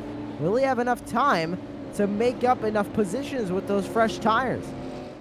Well, it's going to be fascinating to see, that's for sure. I mean, it is a lot. They did take new tyres at their pit stop, so not actually got that, but probably got about maybe 12 laps on those tyres right now. So, like you say, don't know how much of an effect it will be. But, you know, sometimes some drivers, you just got to think, well, I'll just roll the dice and try. And you never know what that can affect. Of course, tyres have very much been the hot topic of discussion in the Real World V8 Supercar Championship this year. Of course, a new sprint racing format, and the drivers given a very small allocation of Dunlop tyres to make blast over the 3 races. And basically, the drivers aren't given enough tyres to have a fresh set all the time. So there are some races where they have to compromise their performance, and that has really shaken up the order. We've seen a lot of new winners in the championship, which has been great to see. So tyres definitely a factor in the real world as they are here in the sim, but it will be fascinating to see if the stewards are going to let the number 4 car and the number 337 car by for the wave around, and then bring Dyson in the 41 car up behind Myers, immediately behind Myers on track. That's going to be, to be honest, I think that's going to be pivotal to the result of this motor race. Lights out on the pace car. We'll be going back to racing this time by, and word from the stewards, lap cars will be getting the wave around this time. And they're asking if all the lead lap cars who are not receiving a wave around to stay to the right. It looks like they'll be given that wave around here on the Conrad Straight as we get ready to go back to racing. Okay, interesting stuff. Quite late to do the wave around with the pace car with the lights off, but we'll let them go. There they go then. Number 4 goes past Brady Myers, coming through the dipper. The leaders move over to the right, and there we go then. Holden, number 22 of Myers, Ford, number 41 of Dyson. This is going to be a fantastic battle to the flag. Hoek and Schweikart given the wave around from the pace car. Don't believe anybody else will be receiving a wave around, so this is the order we will have when we go back to racing. Brady Myers, Andrew Dyson, Adam Briggs, your top 3. A couple more drivers getting a wave around the pace car. Matthew Feldman, Mal Paul, Matt Knight all waved around. See if we have any more wave arounds here, but Myers from Dyson, Briggs, Vartanian, and Rosella going to be your top 5 when we go back to racing. As the wave arounds conclude, Steve Brown also receiving a wave around. as they head through the chase, down the Conrad Straight, into the chase, and then through Murray's Corner. These drivers will be going back to racing. Cold tires, cold engines, everybody wanting to get back to racing for the remainder of this race. We'll be going green with 11 laps to go here at the historic Mount Panorama Circuit. Myers just sitting behind that pace car. He needs to defend all he can. He has an entire field of hungry racers wanting to get by that 22 Logitech Esports machine. Question is, will anybody be able to do it? Myers started from the pit lane, got the lead on lap 18, and has not looked back ever since. As the pace car pulls back into pit road, we are getting ready to go back to racing here in the Bathurst 250. Myers from Dyson, Briggs, Bartini, and Rosella. We're back racing. Yeah, and straight away the 41 of Dyson just flashing his lights, trying to put anything to distract Myers. He's got to do that. He's got to get in Myers' head straight away. So Myers leads through Hell Corner then, but Dyson right behind in the Ford. Interesting to see how these two cars are set up. Who's got the legs going up the mountain straight? Looks like Myers does. He's got an excellent exit out of Hell Corner and already pulling a car or two. But the 72 of Briggs, his Ford, not far behind either. Myers leads through Griffin's Bend. They're going to make their way up to the cutting using all of the off-track that they can. Coming off of that corner, Myers pulling away from Dyson and Briggs, the two teammates, the 41 and the 72. Matching Mustangs trying to chase down that Holden out in front. But pulling away once again is Brady Myers through the mountain section. Tell you what, Myers is so smooth there. Really, the car looks like it's on rails, like it's got four-wheel drive, which is very difficult to do in these wild V8 supercars here down under at Bathurst. Well, so you see the field now bunched together. This is going to create some fantastic racing to the flag as we look at the number 12 of Antoniev running in 6 right now. He's got the 696 of Stockton Ford Mustang right behind there. But Myers, look at this. He is the king of the mountain. Look at the amount of time he's pulled out there over the mountain section. That's where he's making all of that time up. Well, what's interesting and what I'm noting here is Myers isn't pulling away by too much. He's only ahead by 7/10, and that gap just went down to 6/10 as they make their way through the chase. But Myers isn't pulling away as much as I expected. Dyson and Briggs have him reeled in as huge contact. Newton involved, Stockton involved. I think there's one more down in the grass. That's the 12 car of Sander Artanayev. Also involves huge contact down the Conrad Straight. Oh, that's a big one there. Scott Newton's struggling around there as Myers. Wow, look at that pace from Myers. 204.5. Very fast. Fastest lap of the race. Now let's see what happened here. Scott Newton looks to be... Is he the innocent party? Yes, he is. He sees this going on in front, tries to avoid it, and then whack, gets hit by the 696 car. Damon Stockton, absolutely nothing Scott Newton could have done there. That is incredibly unfortunate. He saw it going on in front. 12 of Antoniev. He goes to defend. What happens here? Looks like maybe a bit of contact. Yes, just a punt from 696 of Damon Stockton there, and that ends 3 driver races. That is really unfortunate there. As we see Kester Mack looks up the inside of his teammate. Oh dear, we never like just about gets by, tries to avoid. A few cars go by. Antoniev back onto the circuit as well, but carnage further back in the field. Drive-through penalty given to Stockton, and it looked like he was just on the back bumper, tried to make a move but couldn't. And Newton with hard hit to that left side sent him around. The 3 cars involved in that incident, a couple more took a trip into the grass, but not a lot of damage or any damage to them. As this race for the lead continues, all 3 cars on the podium up here. But we know all 3 of them want to race for the win. 2 teammates behind Brady Myers. They have him reeled in. They just can't get to the back bumper to make a move down the Conrad Straight. Yep, down they go then. They're flashing away. Myers doesn't look to be perturbed at all. But I tell you what, Adam Briggs, he's number 72. He's been relatively quiet this race, but he is right there in his Ford Mustang. And Dyson just has a little look in, just mirror driving Myers just a little bit, trying to fill his rear view mirror just a little.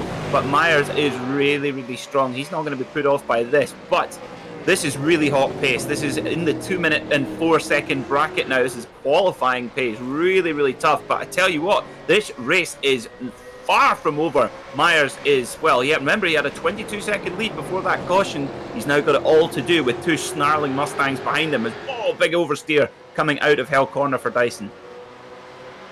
Seems like everybody there had a long oversteer. You can even look in the back. Rosella had oversteer coming off of that corner. As the tires wear, they start to heat up. The track continues to heat up as well.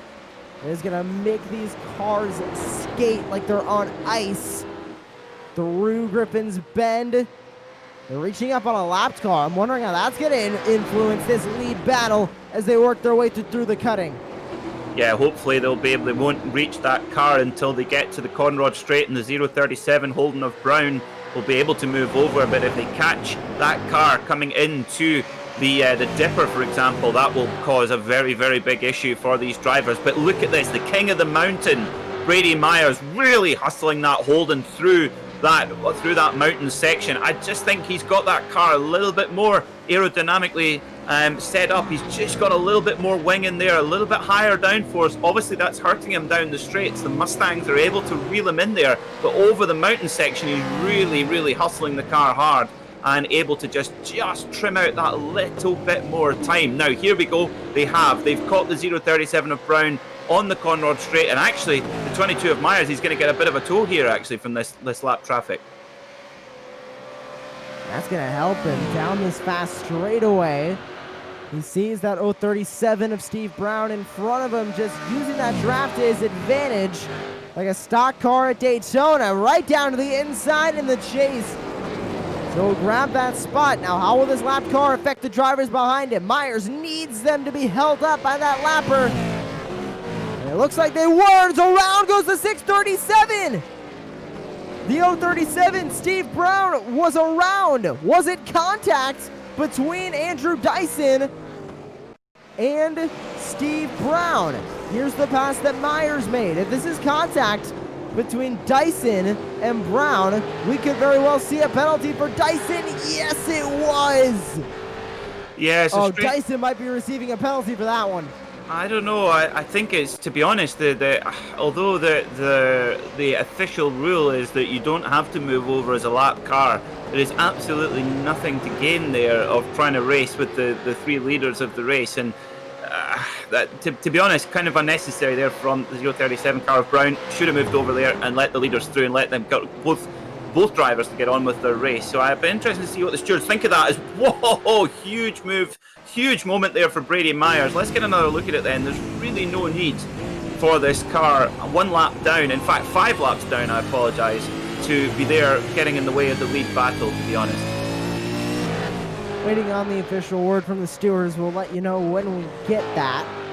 As the leaders work lap 33 of 48 laps to go here at Bathurst in the Bathurst 250 Apex Racing League special event. We're glad you're joining us here on the iRacing Esports Network and Apex Racing TV. Great racing all day long as we are nowhere near done yet. As 2 teammates fight here towards the back. That is Kester Mack fighting with his teammate Grant Matterford in the 379. A Holden and a Ford going battling each other here. Well, Kester Mack, he certainly has some Marco Barbanera approved bright pink overalls and gloves as well. I'm sure that will make Marco very happy. Of course, loves his bright pink car. There you go, look at that. Very bright indeed. You can see where, as his teammate has a little bit of a moment. He's right into the back of him here. Has to come out the gas there, but does get by. Does the 145 of Kester.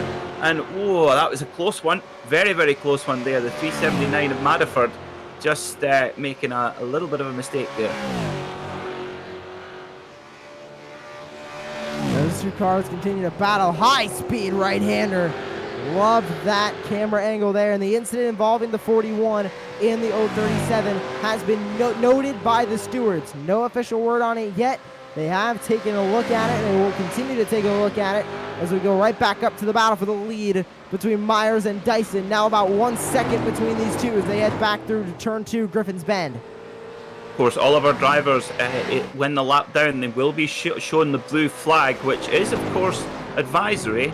but there is no mandate to have to pull over. But it is quite honestly better strategy for all concerned to do that when you've got for guys that are probably 5 or 6 seconds a lap quicker. There's absolutely no merit at all in trying to fight with them, especially when you're now 6 laps down.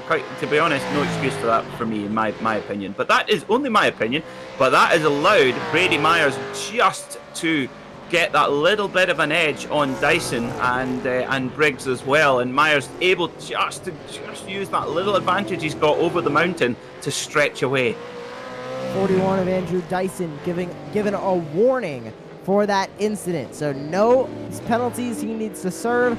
Just a warning for him. And they're coming up on another laps car here. Hopefully he knows about that warning, takes that into consideration as he tries to get by that green car up ahead.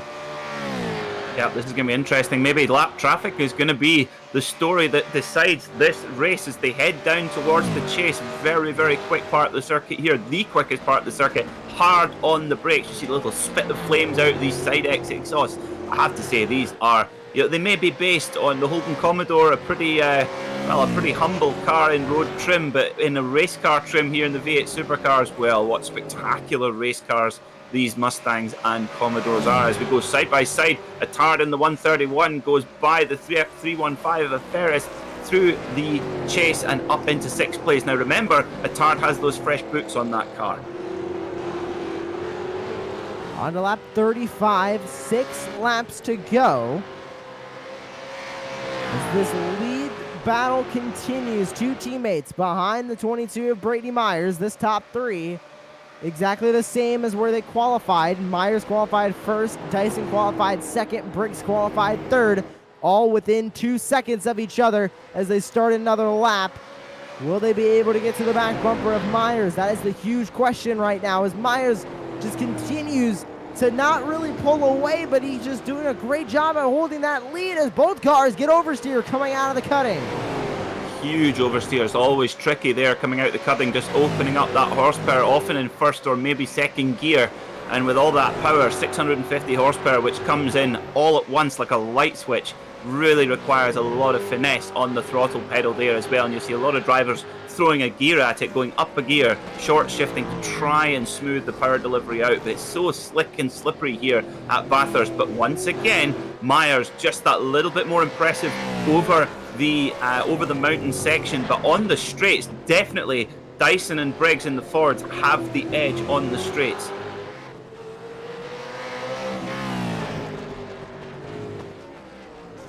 Mario Vartanainen continues to try and keep Luke Rosella behind him.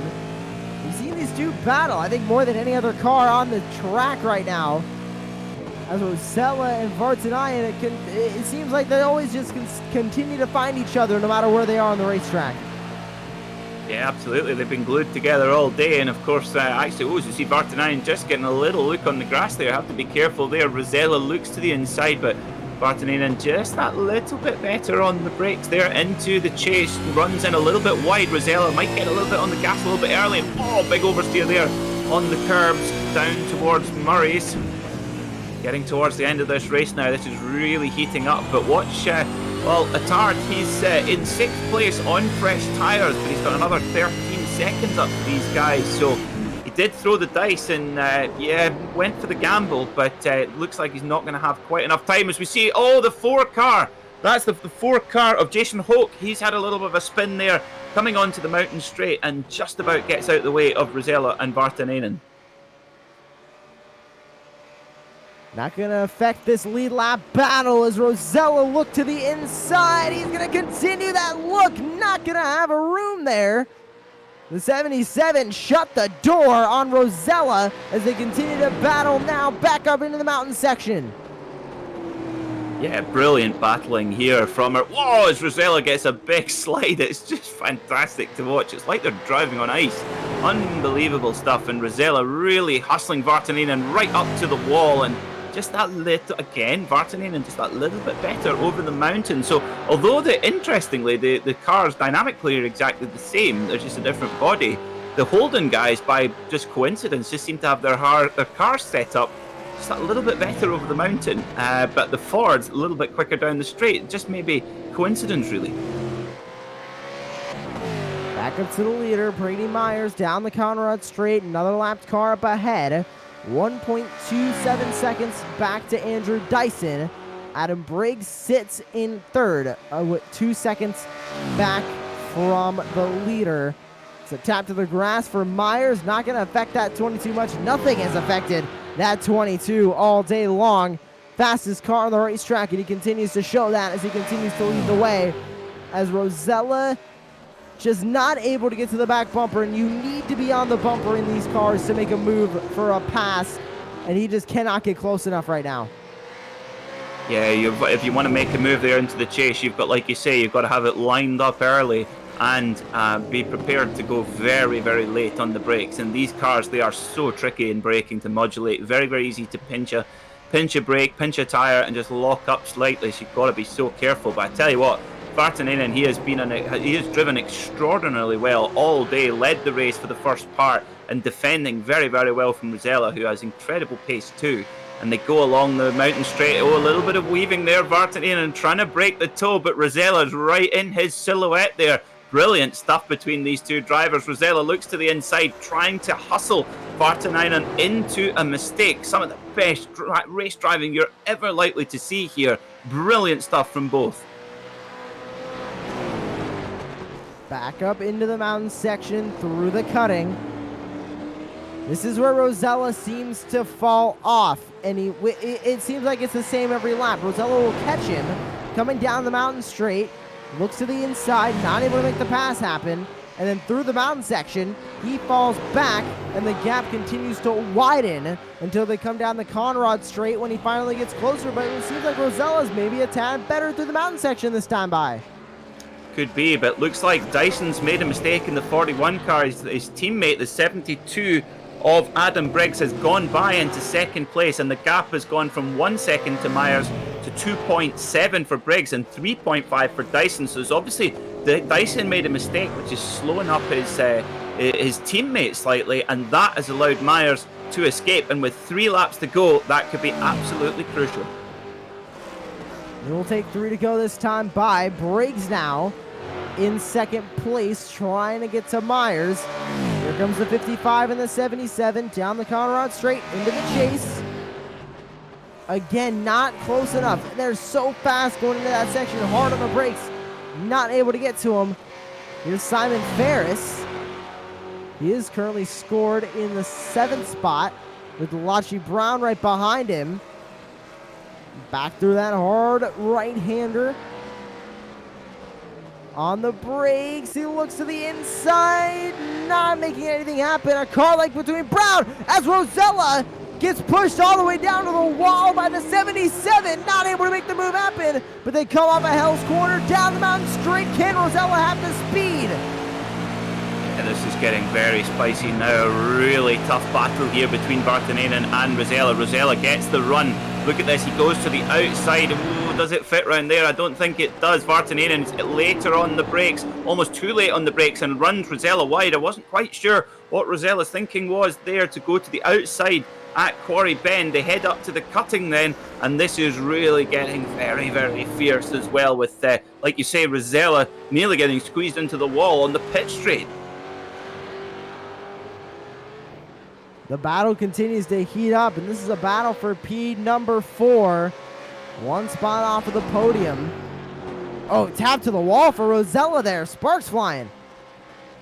Yeah, just a little bit of a rub. You see almost every car in the field has some form of damage. It's just so difficult to keep the car out of the wall here at Bathurst. But Vartanainen down through the dipper. You just see the car lift off there. It's just like you're falling off a cliff. Really, really tricky section there. But Vartanainen, look at that. Yes, that little rub with the wall has obviously unsettled Rosella, and that is just given a little bit of breathing space for Vartanainen in the Holden. There's the comparison. Rosella faster through that first section, and that includes the mountain straight. And then through the mountain section, all the tight corners and all the drop-offs, it seems like Vartanainen can really pull away. And again, down the straightaway, Rosella is faster. So we can see exactly who is faster in what sections, but Vartanainen does a better job at pulling away through that mountain section, and that is worth more than all the straightaways and all the non-mountain sections on this racetrack. Absolutely, yeah, completely agree. It's obviously, I think it's going to come down to, obviously, it'll come down to what the skill of the driver, but also to setup as well. It looks like Vartanainen just running a little bit more wing, a little bit more downforce on that car. Also, it could be a question of gearing as well. These cars, you can get in there and adjust all the gearing. That could be playing an effect as well. So Rosella got a bit of a dragster. And, well, Vartanainen got a little bit of, he's got a little bit more nimble, a little bit more maneuverable car. And you see, look at that, Rosella just reels him in on the straight, but Vartanainen quicker over the mountain. I think that's a question of setup. 2 laps to go. Brady Myers took on a lap 39 last time by. And here he goes, going through the mountain section once again. I mean, just one the dominant car of the day. You look up domination in the dictionary, you're going to see a picture of that 22 Logitech Holden right in there, because he started in pit lane, worked his way up through the field, got the lead on lap 18, and has not looked back since. We had a safety car. He got that restart. The 72 and the 41 had him reeled in, but consistent laps from Brady Myers made him able to now extend that lead to around 4 seconds. Just what a drive from Brady Myers today here in Bathurst. Yep, for me, for Brady Myers, it's my drive of 2020 here on iRacing. Absolutely extraordinary to start from pit lane, come through the field here at Bathurst, and lead the field and looking to take the win here in the Bathurst 250. He's going to be I think he's one to watch for the main event next week, as we see Rosella going round the outside of Vartanainen. He's got the run. Oh, can he make it stick? He'll have to be very late on the brakes. Tries to slow that Mustang down. He has done, but Vartanainen right on his gearbox. Now, although Vartanainen doesn't have the pace in a straight line, he can keep in the draft. And then, well, it'll just be see if he can make that move. We're on to the white flag lap then. Last lap this time round for these drivers. Myers with a 4-second lead over Briggs and Dyson. Briggs and Dyson separated by almost 3 seconds as well. So this top 3 pretty solidified, albeit nobody makes any mistakes. As they come down the mountain straight. This is Rosella and Vartanainen. The main battle up here at the front between the 55 and the 77 down the mountain straight. Lights flashing on that Holden of the 77. Into Griffin's Bend. Everybody good through. Rosella needs to have a good lap this time through the mountain section to hold on to this 4th spot. Vartanainen really just trying to do anything he can to distract Rosella, and he done it. Rosella just goes that little bit wide there through the cutting, but just about able to hang on to the position. Thankfully, all one line here through the mountain, but we know Vartanainen's quick over the mountain. He'll be right on the bumper of Rosella. Through they go. It's Ford versus Holden here at Bathurst. Over we go. What a blind corner there towards the S's and down towards the Dipper. Who is going to take this? Through the S's into the Dipper. Man, it just looks like Luke Rosella has that thing trimmed out so loose. He's basically sliding through these corners, but he keeps the car under him. Oh, he gets a pretty good exit there out of Forest Elbow, and we know that he's got a trimmed out car. As you said, he's trying to break the toe from Vartanainen. Vartanainen follows him. Well, just that little bit of a straight line advantage, but here's your winner then. Brady Myers, the ultimate drive here in the Bathurst 250, is gonna win in the 22 for Logitech GE Sports. Incredible drive there from Brady Myers. Adam Briggs brings it home in second. Andrew Dyson in the number 41 Mustang gets it into third. Now, who is going to take fourth? Will it be Rosella or Vartanainen? Rosella's got it right now through the final corner of Murray's. Big oversteer moment there from Rosella. Will he get the run to the line? He does. So Rosella takes fourth.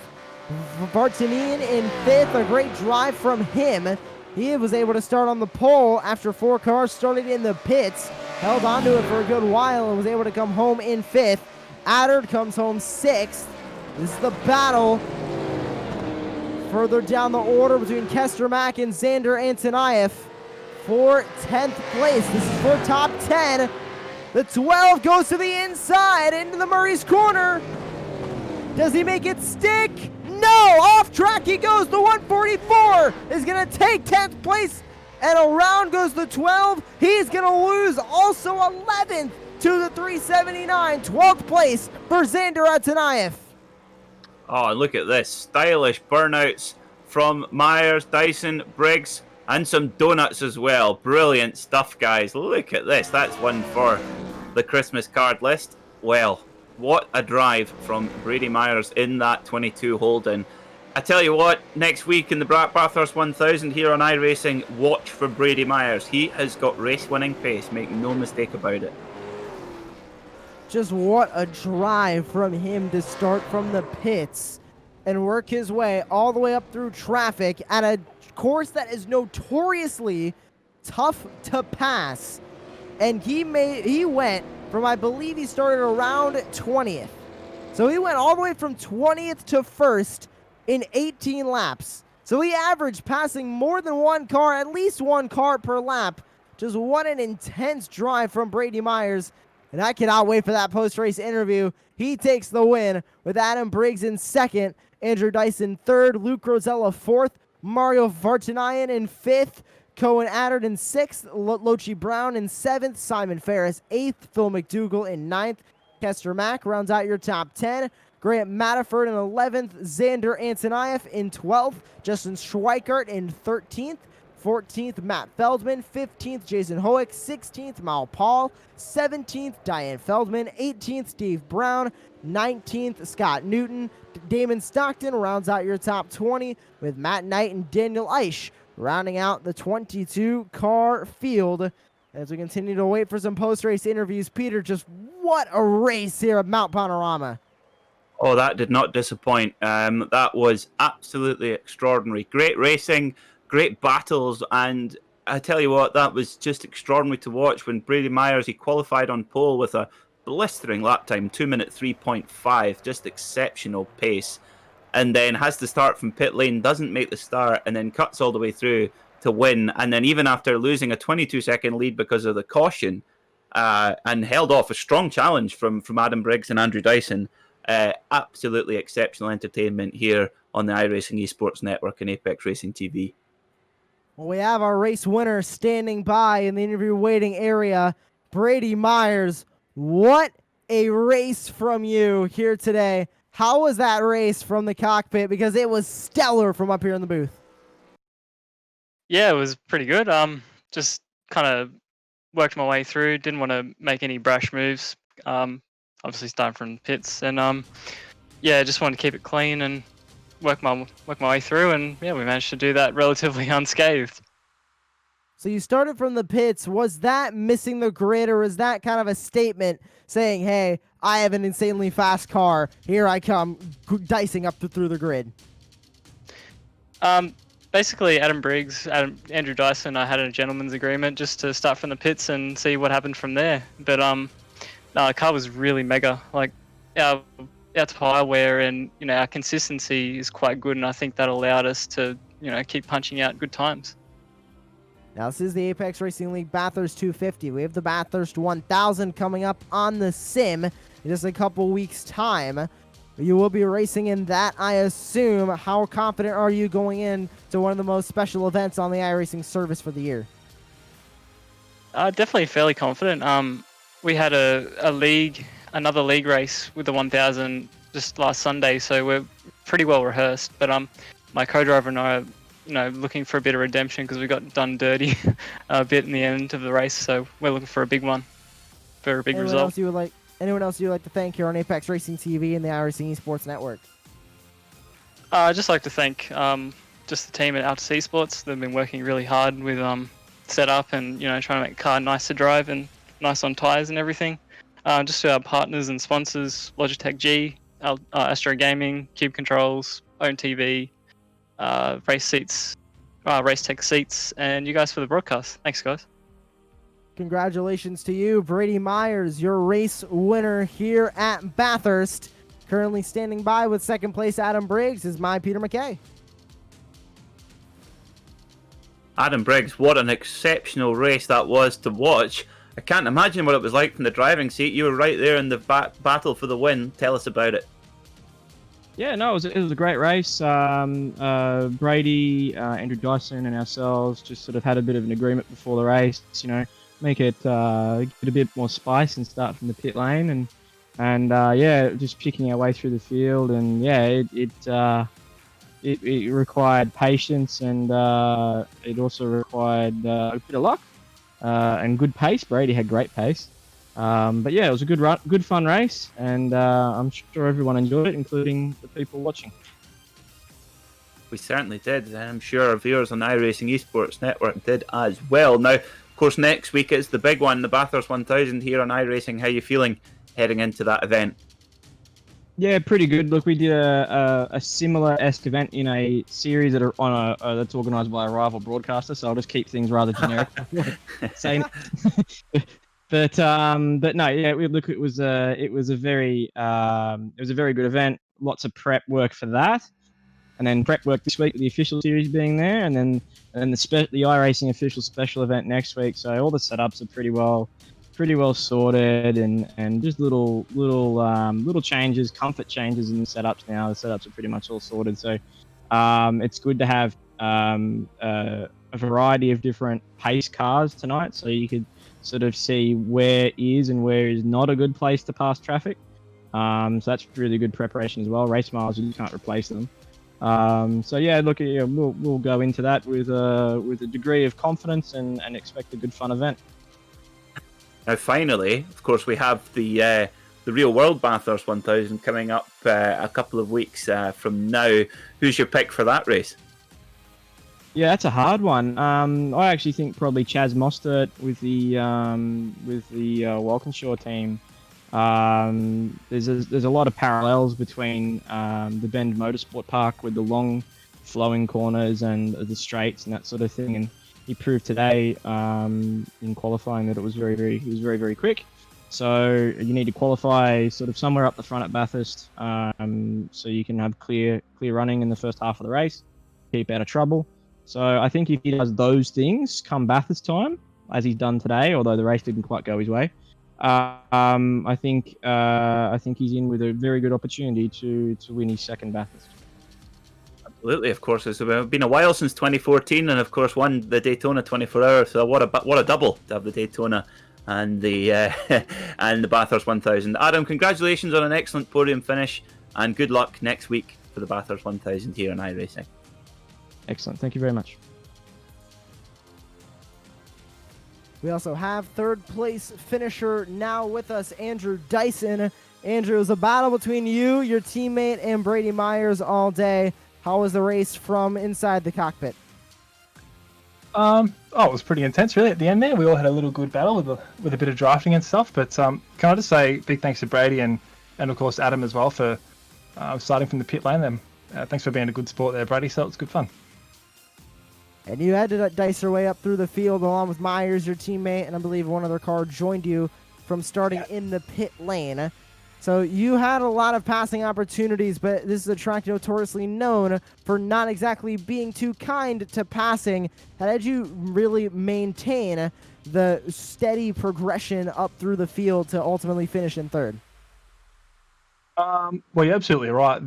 It's not the easiest track to pass on, but there is a few spots you can pass it, luckily enough, at the end of long straights. So you can draft past the cars and make the moves down the end of long straights, which is kind of handy. But a lot of the guys were pretty friendly when we were coming through, and even with racing on the US servo, there was a little bit of ping, a little bit of latency. Everyone gave each other a lot of room, so it was really good, and that made it really enjoyable. Bathurst 1000 coming up here on the iRacing service. How confident are you going into that special event? Of course, one of the most well-known special events here on the service. Well, myself and the boys at the simrigs.com team have done quite a few laps over the last few weeks with another big race last weekend, and obviously this race today, which is a nice little warm-up. So thanks for putting that on today. But yeah, we'll go okay. I think as long as we can stay out of trouble. It's a much longer race than this one, so we won't be trying to go as hard and passing some crazy spots probably like we did today, but we're looking forward to it for sure. Anyone else who'd like to thank here on the iRacing Esports Network? Yeah, all the guys at simrigs.com DPR, thanks for working on so hard on the setup these last few weeks with a lot of Bathurst races happening. Thanks to Brady for being a good sport, and thanks to Apex for putting on this race today. Thank you very much, Andrew Dyson, P3 finisher here in Bathurst. Now Peter is standing by with our own Apex Racing guy, Scott Newton.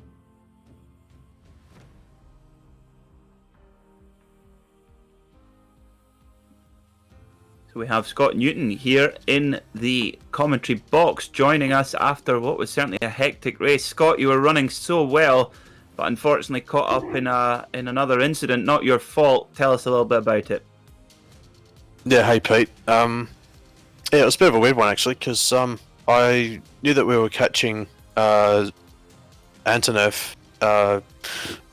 probably a couple of tenths a lap, so I knew that if I stayed behind